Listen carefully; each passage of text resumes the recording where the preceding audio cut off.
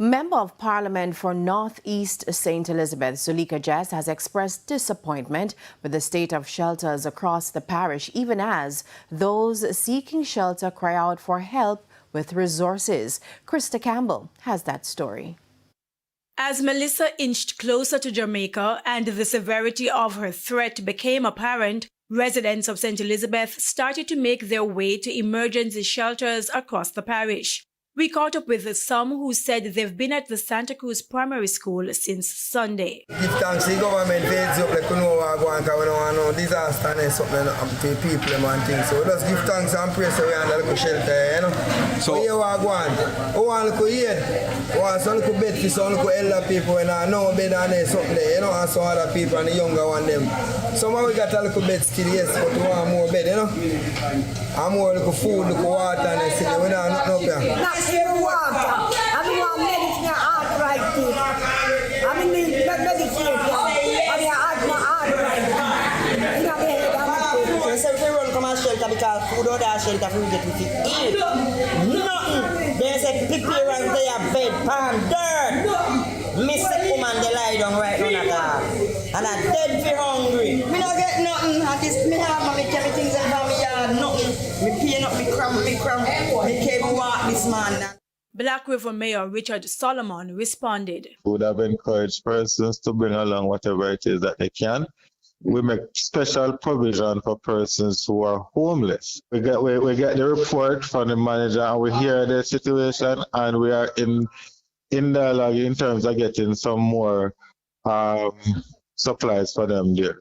But for Member of Parliament for North East St. Elizabeth, Zuleika Jess, the situation is disappointing. Yesterday, for example, when I checked on shelters in Thornton and Quickstep, they were without beds, they were without cots, blankets, etc. I had to make contact with the local parish council and thankfully the mayor was quite responsive and gave us an assurance that supplies would be sent over to those shelters. The councillor Champion Myers for Thornton Primary School Shelter actually did quite a bit of heavy lifting in order to get the material in the form of cots and blankets and other flashlights and so forth made available to the shelter because the council indicated that they didn't have any flashlights for the shelter manager, they didn't have any water boots, etc. So we've had to step in and try and assist as best as we can.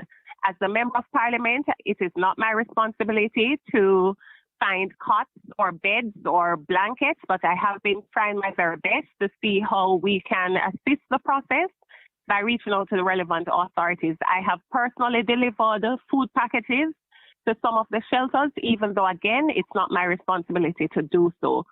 By 3 o'clock Monday afternoon, only 6 persons sought refuge at the Braze River Community Center. That shelter had ample supplies of bedding, food, and water, but it has no windows.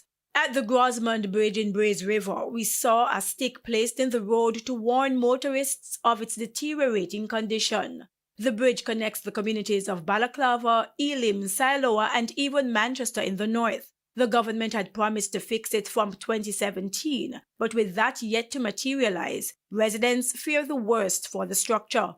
Now the mayor says as Hurricane Melissa gets closer to making landfall in the parish, the focus is now on getting persons in vulnerable areas to evacuate before it is too late. Krista Campbell, TVJ News.